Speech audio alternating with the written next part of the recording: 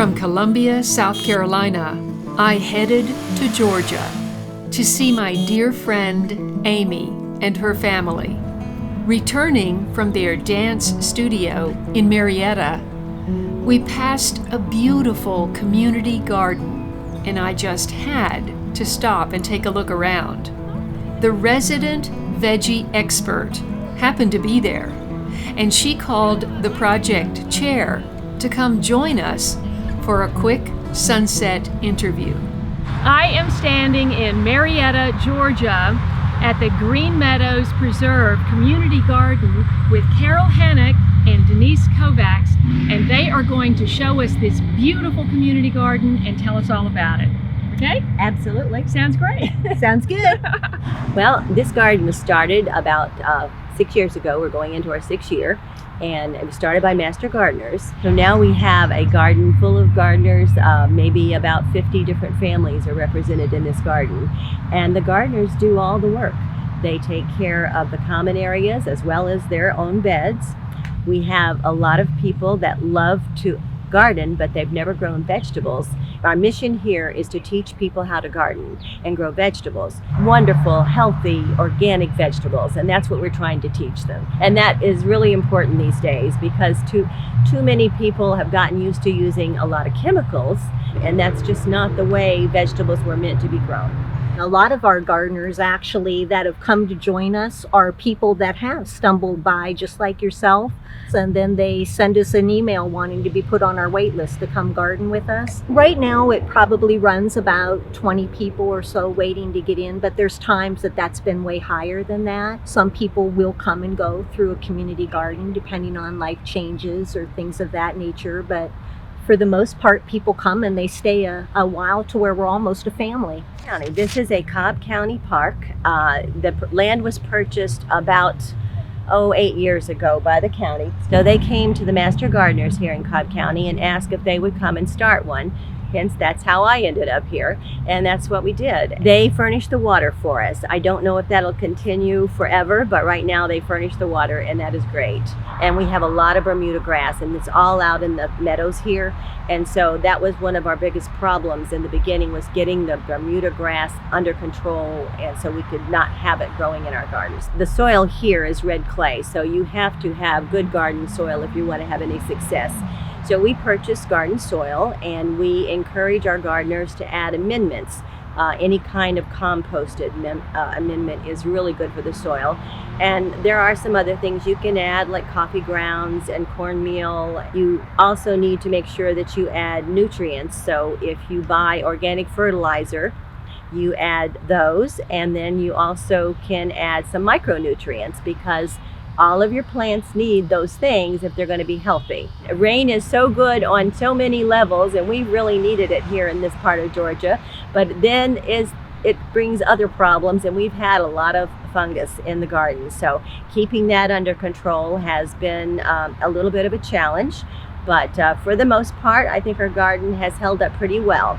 What I do is I run the test beds for the garden and the educational programs. What we do is basically research out the best cultivars and things that we can bring to our growing zone. We look for things that are pest and disease resistant, so that when we're putting them in our beds, we can keep as many of the bugs and everything away as we can without having to resort to chemicals or fungicides or pesticides. We use straight IPM organic methods. Actually, what we found that's done really well is some of the yard-long beans that we grow. With the varieties that we're growing, we aren't seeing any of the common diseases that you see on other pole beans. And so that's something gardeners get a more bountiful harvest if they're choosing a cultivar that's going to perform better. What we do is we practice a lot of crop rotation in those beds. I'm a firm believer in how you amend the soil. If you feed the soil well, the soil will feed your plants. A lot of times you'll find that if you're using just the byproduct of one particular thing, that's not going to work as well.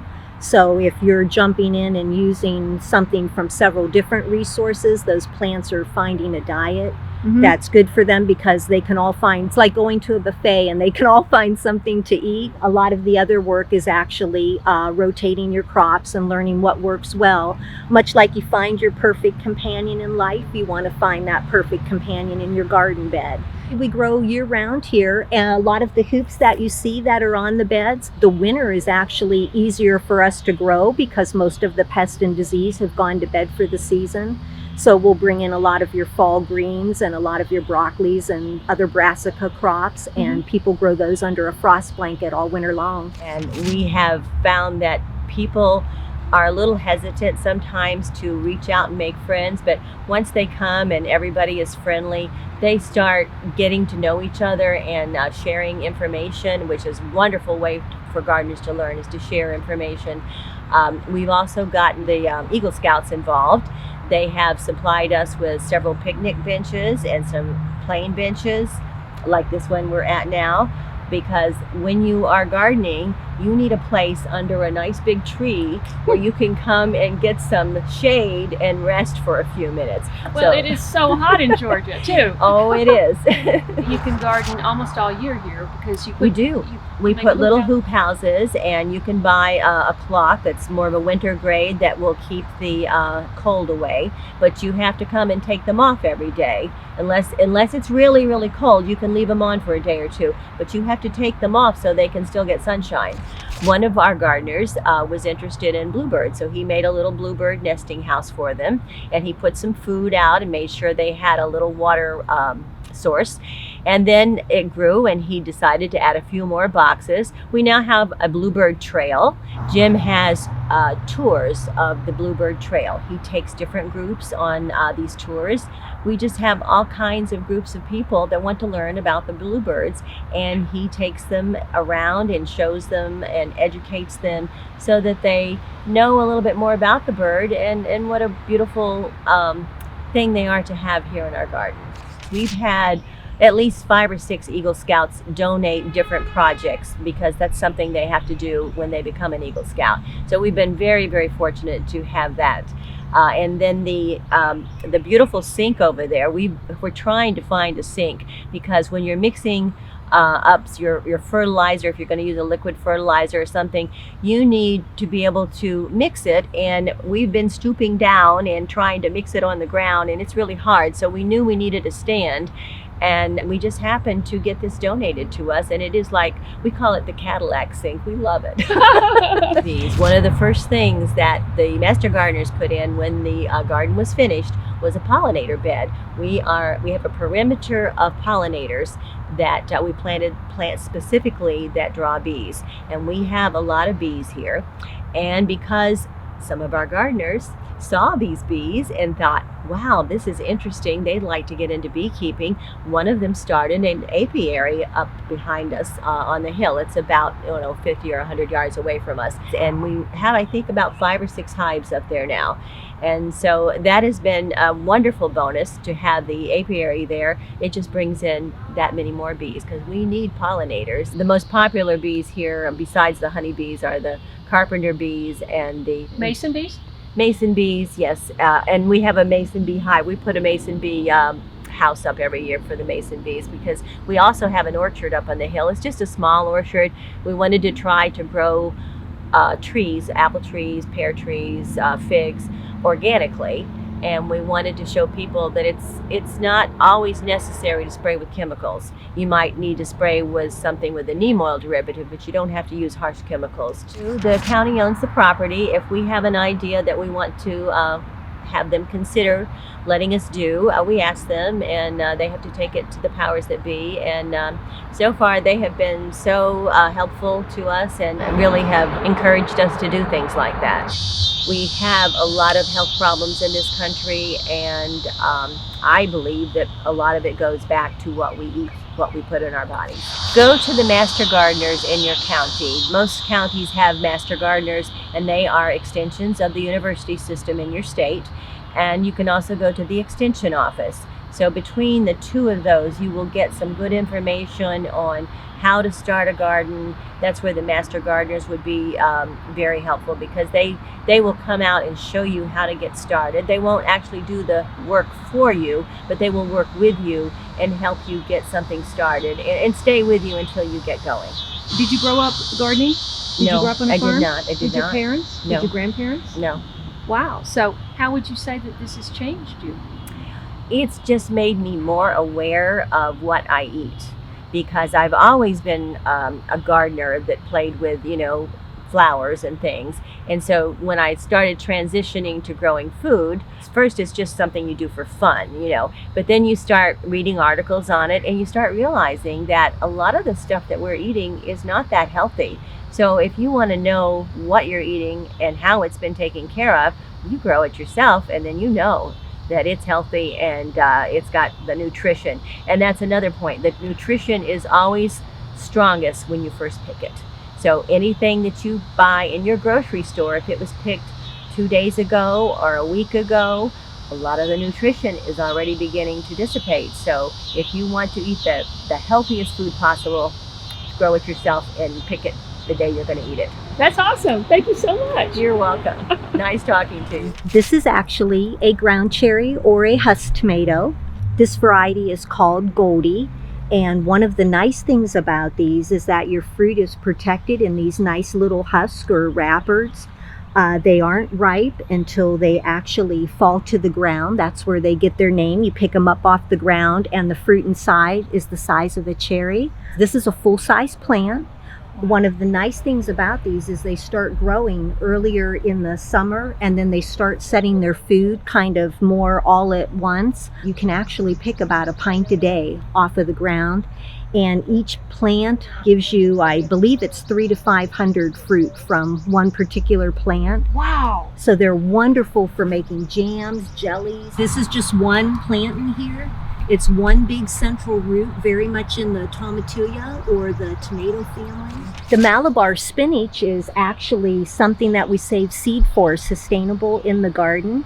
It's native to the tropics, most often Indonesia and India. One of the nice things about this plant is your leaves are going to be smaller if you grow it in full sun. But if you're growing the plant and you allow it a little bit of the afternoon shade during the hottest part of the day, it's going to give you the larger leaves, and we do that here, giving it what it needs, mainly because we have so many that juice in the garden.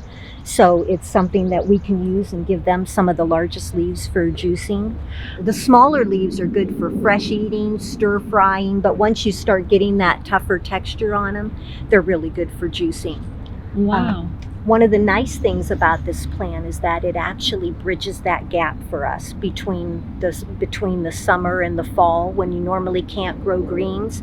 This is something that gives us what we need, so we have something available for the greens. The red-seeded asparagus beans are a very nice cultivar. They produce beans that are close to about 24 inches long. Sometimes they're better if you pick them at about 18 inches. One of the nice things about this variety is it's highly resistant to the Mexican bean beetles on the pole beans, and it's also really good as far as it's resistant to rust.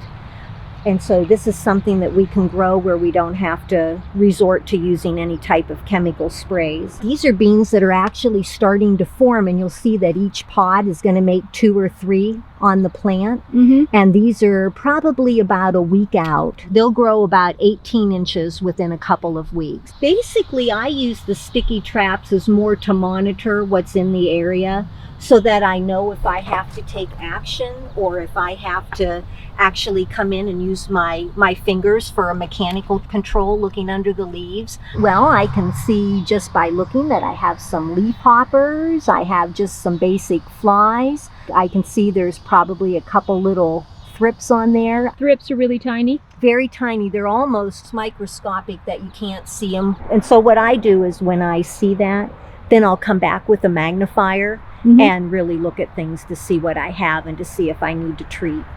One half of our garden is all flowers for pollination. It's all perennial, that it comes back year after year. This side of our garden is more for food, where you'll see we have the fennel, we have dill, we have sunflowers, a lot of herbs, and it's basically so that the pollinators that are coming in not only have the nectar that they need on the other side of the garden, but we also have an area for them for laying eggs. There's a lot of butterfly weed that's mixed in different places. So everybody almost has a specialty. I'm your resident veggie expert with about 30 years growing experience with just vegetables. Carol Hannick does all of the orchards. She does a lot of the perennial plants, helps work with the apiary up above, and it just makes a nice blend that everybody has an area of expertise that we can use to help our people. These are actually squash beetles. Squash beetles. They look identical to Mexican bean beetles, and the way you tell those two insects apart is by the amount of spots that are on their bodies.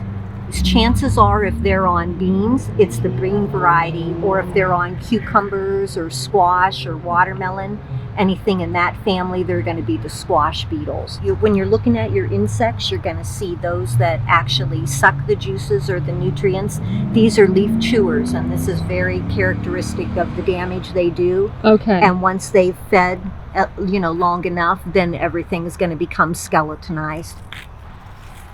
Look at this cucumber. Is that not beautiful? Gorgeous. So I'm a gardener that likes to eat as clean as possible.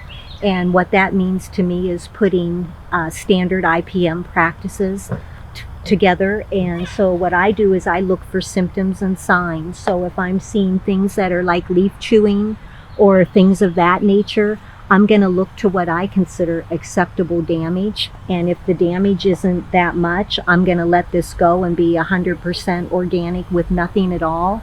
But if I see it getting out of hand to where I feel the need to treat, then I'll go ahead and use the most gentle product I can find.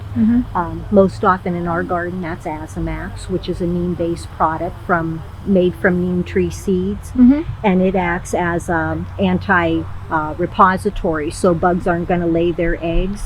It also acts as an anti-feedant, so they're going to, of course, eat less. And the last thing it does is it kind of interrupts their growth cycle, so they aren't able to reproduce. A lot of times when the gardeners leave, just because I'm someone that's been around a long time, they like to leave a little something of themselves behind. And so this was actually made by a potter that was in the garden to leave a little piece of his pottery behind for the garden. Sweet. It just gives us character. Do you have a full-time job? No, I'm retired and Okay. volunteer. I actually volunteer here probably about 35 hours a week. Much like you say on your blog, once you do it, you're hooked. I'm hooked for life. It's That's like, right. I'm a late bloomer. When we finished the tour, the sun had set. So Amy and I came back the following morning for a closer look at the garden.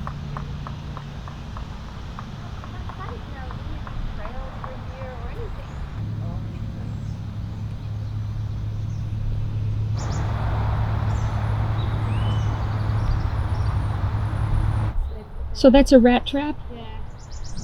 I'd never even heard of it before. Yeah, they grow really well here. I had problems growing them.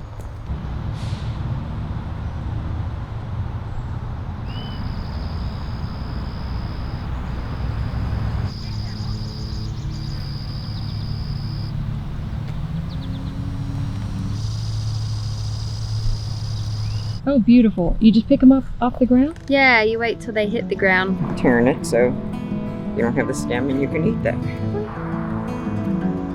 Aren't they good? Wow.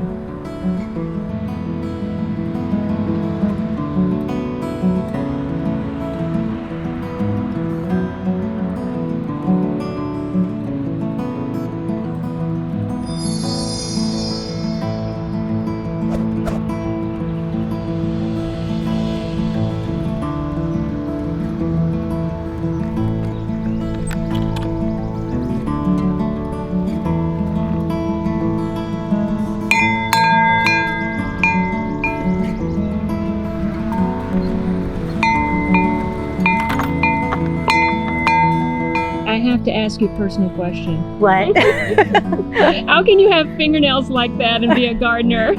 Gloves. It's all about the garden gloves. Okay, I'm going to ask you again and just kind of smile when you're saying it. And so you don't look so serious. I am serious. Okay, no, you're not serious. Look at you.